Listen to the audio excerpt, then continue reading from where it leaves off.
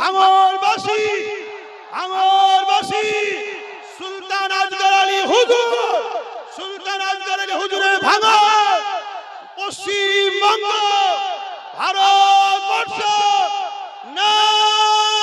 কি বলবেন? আমাদের স্বামীদের উপর আক্রমণ বেশি, ওরও আগ্রহ বেশি। আমার স্বামী কালকে বাড়িতে ছিল না, আমার ছেলে ছিল বাড়ি। সাধারণ এমনি এমনি করে দুটো করে হাতে ম্যাগাজিন নিয়ে আমাদের ঘরে এসেছেন। কেন এসছো? তোমার স্বামী কোথাও? আমি ঘরেতে নেই বলে আমার ছেলেটা উপর অত্যাচার করতেছে। আমরা ঠেকাতে গেছি বলে আমাদের বলছে কথা বললি গুলি করবো, কথা বললি গুলি করবো। কারণ এর প্রতিদান কি হবে না?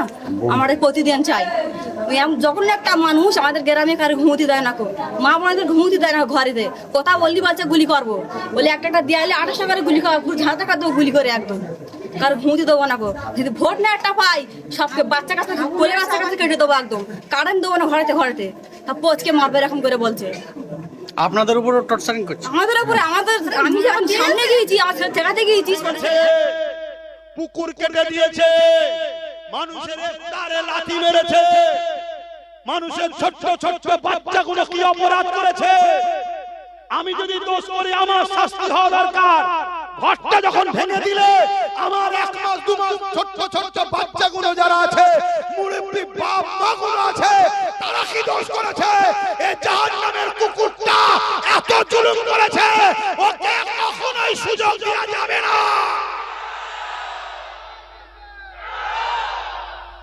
মনে রাখবে, আমি আপনাকে জিজ্ঞেস করছি কেন, আমি ধর্মগুরু আমার ভালোবাসার বাপ ভাইদের জিজ্ঞেস করছি, আপনি 1 নম্বর লোকের সাথে যে ওয়াকাফের দুশমন তার সাথ দেবেন, না যে ওয়াকাফকে বাঁচাতে চাইছে তার সাথ দেবেন? 1 নম্বর না 2 নম্বর, কোনটা? আগুন দেখান, আগুন দেখান, আগুন দেখান। ইনশাআল্লাহ ভাঙড়ে এটাই হবে। এটা কি? এটা জিতার সিম্বল। দুটোই হবে, এটাই হবে। আপনার তাহলে তার নাম কি যে ওয়াকাফের জন্য জেল খেলেছে, যে ওয়াকাফের জন্য সুপ্রিম কোর্টে যে কেস করেছে, তার নাম হলো নওশাদ সিদ্দিকী। তা আমি হুজুর, আমি তো কেস করতে পারিনি, আমি লড়তে পারিনি, আমি জেল খাটতে পারলাম না।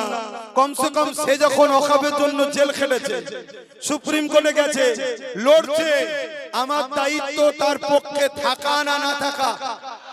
জোরে বলো। তাহলে আমি আমার ভাই নওশাদের সাথে আছি। আপনাদের আপত্তি আছে? যার যার আপত্তি নাই হাত তুলে দেখান। এটাকে কখনো কেউ কিনতে পারবে না। তাই আমি বলতে চাইছি, হসপিটালের কথা যারা জিজ্ঞাসা করছে তাদের জবাবটা একটু দিয়ে দোয়া করে দেবো। সকলে বসে যান। বিরোধীরা ওই 2-3টে বুথ যেতে তাদের সদস্যদের কাজ করতে দেয় না। কেন দেয় না? কেন কাজ করতে দিলেই পরের বারে সবটা পেয়ে যাবে, আর যখন কাজ করতে পারবে না ভোটের সময় এলে বলবো ওই দুটোকে জিতিয়ে তোদের কি লাভ হলো, কাজ করেছে নাকি? তা এরাও সারা বছর বলে না, এখন এটাকে ইস্যু তৈরি করছে যে হসপিটালটা কোথায় গেল। আমি জিজ্ঞাসা করছি 2014 রাজ্যের মাননীয়া সে বলেছিল নলমুড়ির হসপিটালকে সুপার স্পেশাল হসপিটাল করব, হয়েছে? তারপরে 2021 আমি যেদিন বলেছি তার পরের দিনে এসে বলল আমারও একটা ভাঙড়ে হসপিটাল করা খুব শখ। তার মানে আপনি আমার কথা খুব ভালোভাবে শোনেন। তার মানে আমি আগের দিন বলেছি, আপনি পরের দিন এসে বললেন। বলার পরে কি বলল যে আমি অনেকবার করতে গেছি, জমিও কিনা আছে, এই হয়েছে, হয়নি, আগামী দিন হয়ে যাবে। তাই তো নাকি? সে হসপিটাল হয়েছে। বলেছিল ভাঙড়ে হিমঘর করে দেবো, করেছে। বলেছিল 10,000 মাদ্রাসা দেবো, দিয়েছে। ডবল ডবল চাকরি, বলছে চপ বিক্রি করে খানা, এটাও তো চাকরি। বলেছে কি বলে আমি বেঁচে থাকতে এসআর হতে দেবো না, এসআর হয়েছে না হয়নি? বলছে কি বলছে যে ওয়াকফ আমার বিষয় নয়, এখানে হতে যাবে হবে না, ওটা দিল্লির ব্যাপার, এখানে আন্দোলন করতে দেবো না। সে ওয়াকফ আইনকে মেনেছে না মানেনি? বলেছিল ফুরফুরায় রেল চলছে, বলছে ফুরফুরায় রেল করে দিয়েছি। বাস্তব কথা বলছি। বরগেছিয়ায় জনসভার প্রচার করতে এসে লোকসভার ভোটে প্রকাশ্য জ্যান্ত মাছে পোকা ফেলে দিল, বলছে ফুরফুরায় রেল করে দিয়েছি। এই রেলে যাও নাকি তোমরা? তারপরে কি বলেছিল, আলিয়া মাদ্রাসা ইউনিভার্সিটি মাদ্রাসা নামকে যোগ করব, 10% সংরক্ষণ দেব, আর কি কি বলেছে বলেন না, সবই তো আপনারা জানেন। আমি তো এই জগতের লোক ছিলাম না, আমার তো এদিকে খেয়াল ছিল না। আমি রাজনীতিতে মাথা দেওয়ার পিছনে দুটো কারণ। নাম্বার 1 কারণ হলো, যখন চুচুড়ার মসজিদ মাদ্রাসায় এই রাজ্য সরকার মমতা ব্যানার্জি তালা মেরে দিয়েছিল, আমি ওটাকে খুলতে গেছিলাম। খুলতে যাবার সময় উনি দেখি পুলিশ নামাচ্ছে, পুরো ঘিরে ফেলেছে, কানা খুশি হচ্ছে, লাঠি চালাবে, পিটবে।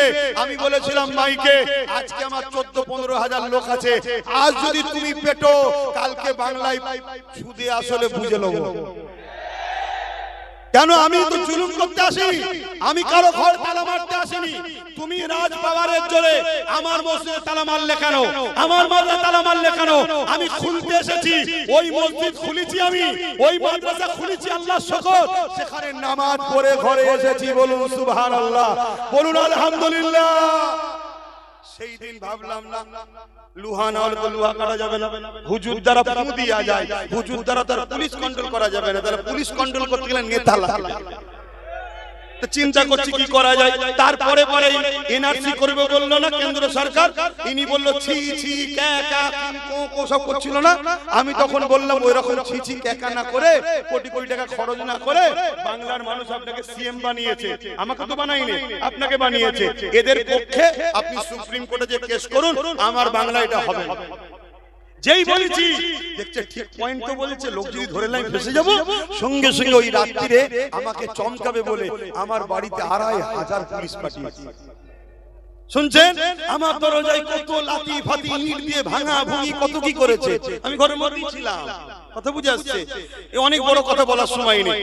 সকালে উঠে দেখি তালাটা এরকম রয়েছে, সব ইট ফিট লাগা আছে, ভাঙা ছাড়ার চেষ্টা করেছে, হাত যেই দিয়েছি দেখি তালাটা খুলে গেছে। তার মানে আল্লাহ সাহায্য আমার উপরে আছে না না? তাহলে আল্লাহ সাহায্য যার উপরে থাকে সে কাউকে ভয় করে? তখন আমি ভাবলাম আর দেরি করলে হবে না। 17 ডিসেম্বর পুলিশ পাঠিয়েছিল, 21 জানুয়ারি এর মধ্যে নওশাদকে বুঝালাম, হ্যাঁ আমি তো হুজুর হয়ে গেছি, জলসা করি, বাবারা করছি, তো তুই তো এখন হুজুর হোসনি, তুই তো খেলাধুলা করছিস, পড়াশোনা করছিস, একটা কথা বলবো, রাজনীতি করবি? বলছে রাজনীতি কি কথা, কোনোদিনই জানি না, ওকে কেউ চেনেও না, তো চেনে নাকি? আমি বলি আমি তোর গাড় দেবো, বুঝিয়ে বাজিয়ে রাজি হবে না। আমি অনেক করে বুঝিয়েছি, দেখ মানুষকে বাঁচানো, দেশের জন্য লড়াই করা বিরাট পুণ্যের কাজ, আল্লাহ আরশ আজিমে ছায়া দেবে বলেছে নাই পরান নেতাদের ঘরে। বলুন সুবহানাল্লাহ। এরা অনেক বুঝিয়েছি, বুঝিয়ে যাক আল্লাহর হুকুমে রাজি হয়ে গেল।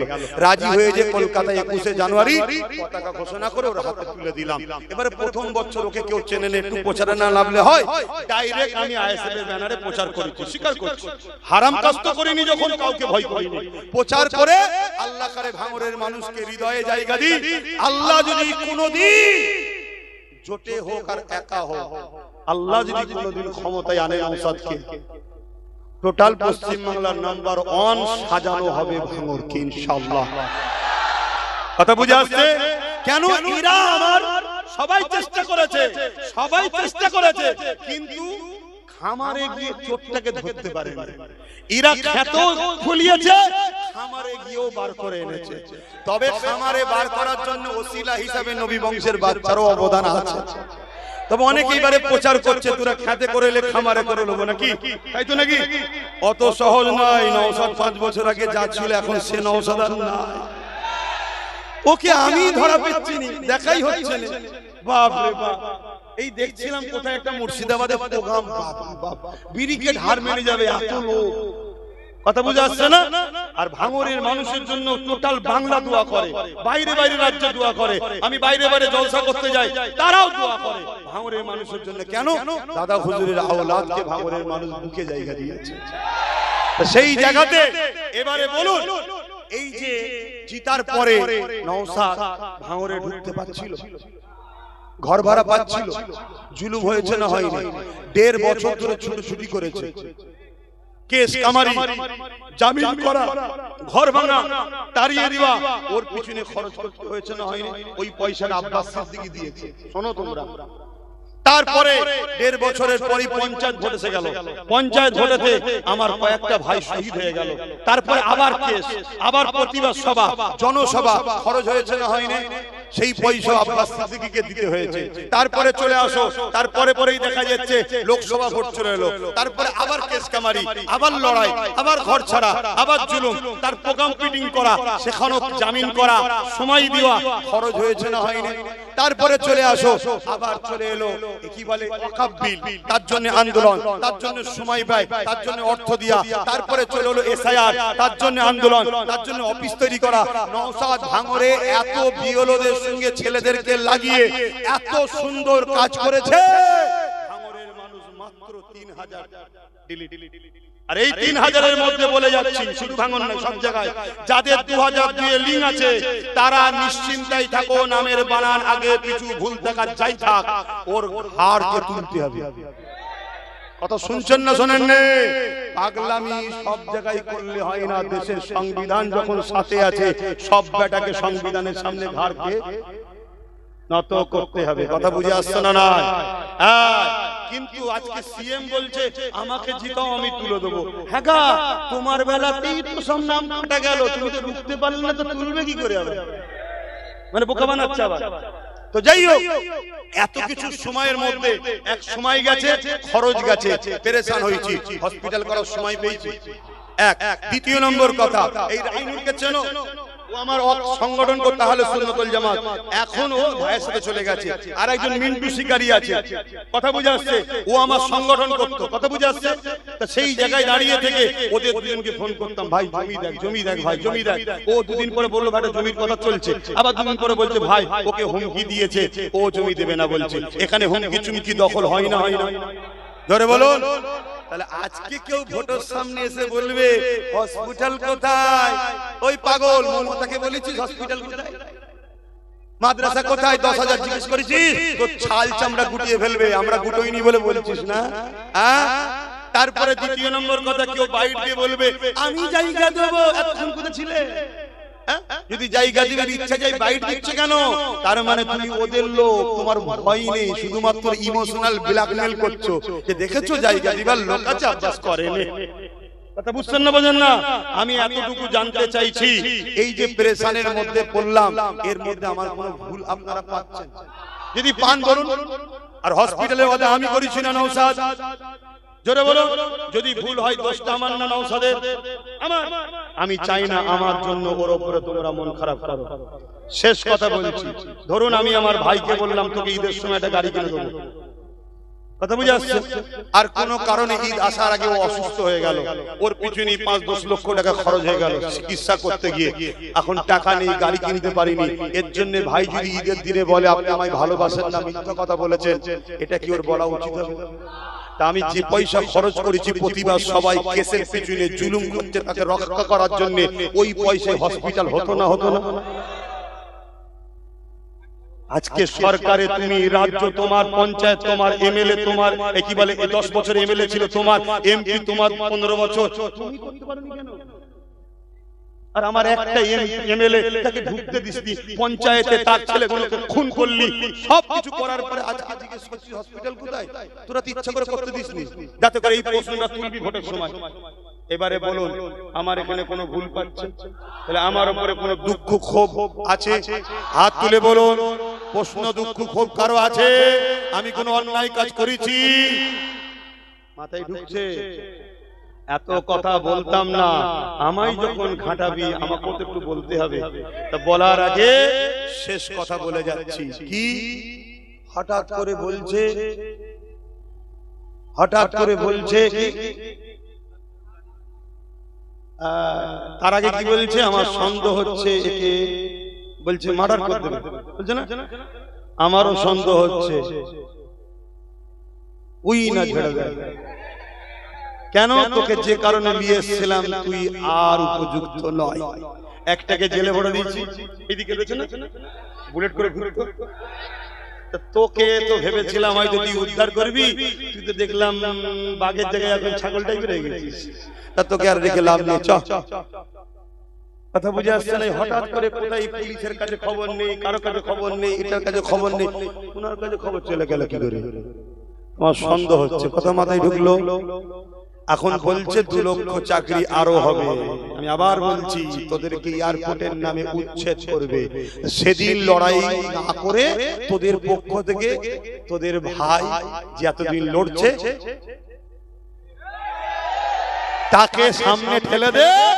সে যেমন 5 বছর সই দেয়নি, আগামী 10 বছর 15 বছর 20 বছর ওর সই কোনো মায়ের বেটা নিতে পারবে না।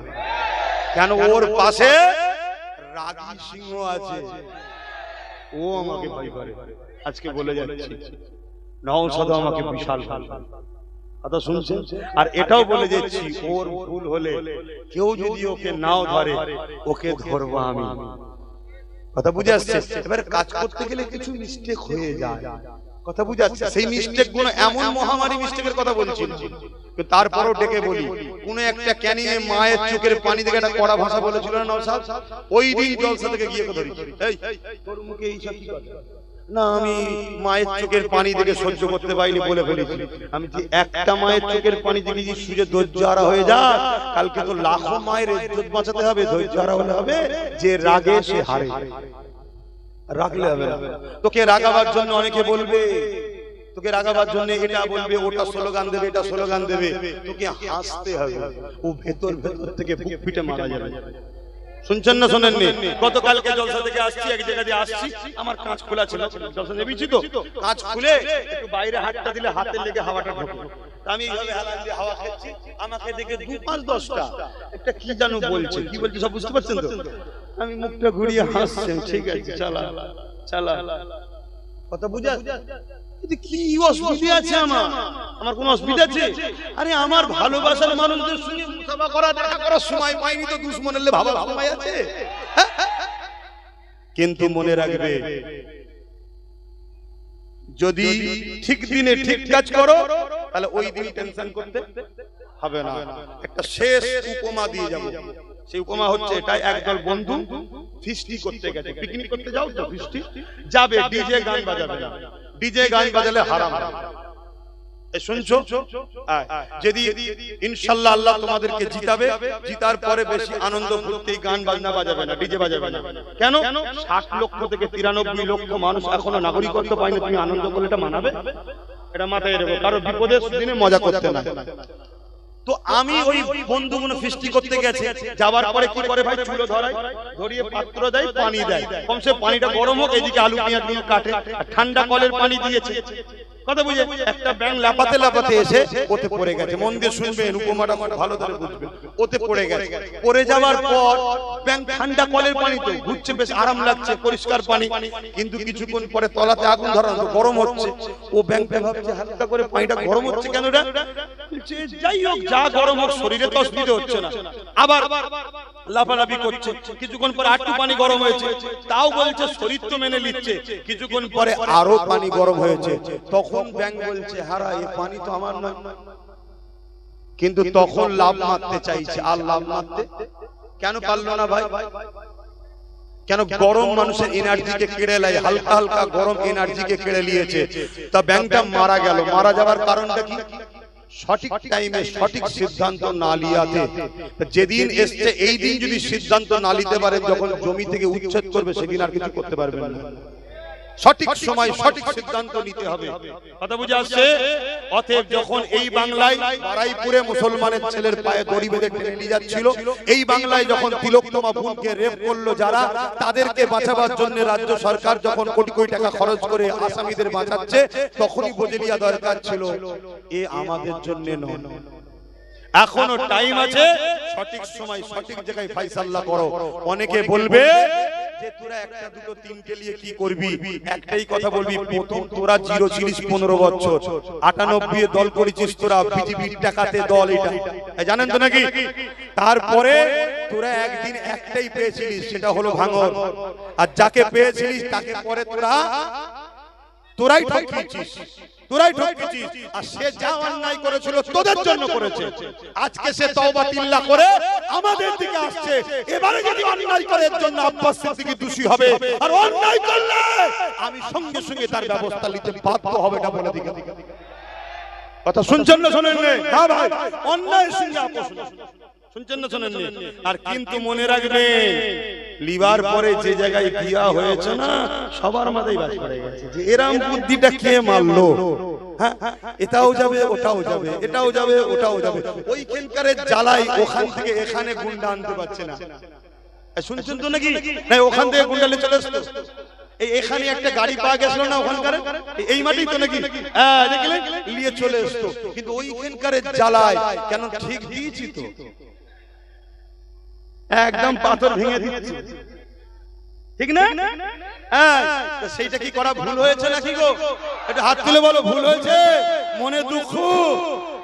তো ভাইরা আমার শেষ কথা বলে যাচ্ছি, সঠিক সময় সঠিক সিদ্ধান্ত। সামনে ভোট, সামনে ভোট, কোন একটা ভোটের সময় একজন নেতা একটা চাচাকে যে বলছে চাচা 1000 টাকা রাখো আমাকে ভোটটা দিও, চাচা বলছে বাপ টাকা তো খরচ হয়ে যাবে, একটা কাজ কর একটা গাধা কিনে দে, তবুও চেপে চেপে গাধা চাপতো তো চেপে চেপে ঘুরতে পারবো। তো নেতা ভোট নিবার লোভে বাজারে গিয়ে গাধা খুঁজতে গেছে, গাধা খুঁজে খুঁজে খুঁজে খুঁজে খুঁজে অনেকক্ষণ পরে এসে বলছে চাচা আরে গাধা পাওয়া যাচ্ছে না। চাচাও তো বড় চালাক, বলছে কেন ঘটকপুর বাজারে পাওয়া যায়, অমুক বাজারে নাম বুঝাবার জন্য বলছি, অমুক অমুক অমুক অমুক বাজারে পাওয়া যায় তো। বলছে ও চাচা গেছিলাম তো, কিন্তু 1000 টাকাতে গাধা পাইনি, প্রত্যেকটা গাধার দাম যত কমই হোক 25-30 হাজার টাকা, তুমি 1000 টাকা লাও ভোটটা দিও। চাচা বলছে অপমান করছিস কেন বাবা? বলছে কোথায় অপমান করলাম, 1000-এ যদি গাধা কিনতে না পাওয়া যায় তুই কি আমাকে গাধার থেকেও খারাপ ভাবছিস? 1000-এ কিনতে এসেছিস। আপনারা কেউ গাধা হতে চান না? বিক্রি হবে, বাচ্চার ভবিষ্যতের মুখের দিকে তাকাবে। 2.5 থেকে 3,000 ঘর ভেঙেছে, পুকুর কেটে দিয়েছে, মানুষের তারে লাথি মেরেছে, মানুষের ছোট্ট ছোট্ট বাচ্চাগুলো কি অপরাধ করেছে। আমি যদি দোষ করি আমার শাস্তি হওয়া দরকার। ঘরটা যখন ভেঙে দিলে আমার 1 মাস 2 মাস ছোট্ট ছোট্ট বাচ্চাগুলো যারা আছে, মুরব্বি বাপ মাগুলো আছে, তারা কি দোষ করেছে? এই জাহান্নামের কুকুরটা এত জুলুম করেছে, ওকে কখনোই সুযোগ দেওয়া যাবে না। মনে রাখবে, যারা ওর পক্ষে এখনো আছে তাদের মধ্যে দুটো কোয়ালিটি আছে। একটা কোয়ালিটি ভাই ভেতরে ভেতরে বলছে তোদের সাথে আছি ভাই, একে ভয় লাগছে যদি এক্ষুনি বেরিয়ে যায় যদি মেরে দেয়, তা আছি ভাই আছি ভাই। আর আরেকটা যারা এখনো আছো তাদেরকে বলবো সময় থাকতে থাকতে তওবা করে পরিবর্তন হয়ে যাও। এক তো ধর্মীয় অ্যাঙ্গেলে তুমি মুসলিম হলেও জালিমের সাথে থাকতে পারো না, দ্বিতীয় হচ্ছে যার সাথ দিচ্ছ সে ভাঙরকে চুষে খাবে, তুমি ছিবড়ে পাবে। যদি বুঝার হয় বোঝো, আর না হয় তুমি মরবে। আলহামদুলিল্লাহ, আল্লাহ আমাদেরকে বিজয় দেবে ইনশাআল্লাহ। মহব্বতে আর কথা নয়, এবারে দোয়া করব। কি হাত তুলে বলো না, হবে তো নাকি বিজয়? বলো না, লম্বা করে হাত তুলে বলো ইনশাআল্লাহ। একটু তাকবীর দেব না, আরো জোরে না দিবে। কুরআন ও সুন্নাহ, কুরআন ও সুন্নাহ, দ্বীন ইসলাম, দ্বীন ইসলাম। সৈয়দ ভাঙড়বাসী, ভাঙড়বাসী সুলতান আজগর আলী হুজুর, সুলতান আজগর আলী হুজুরের ভাঙড়, পশ্চিমবঙ্গ, ভারতবর্ষ। নারে দিল্লাহ, নারে দিল্লাহ। আল্লাহ আপনাদের কবুল করেন, আল্লাহুম্মা আমিন।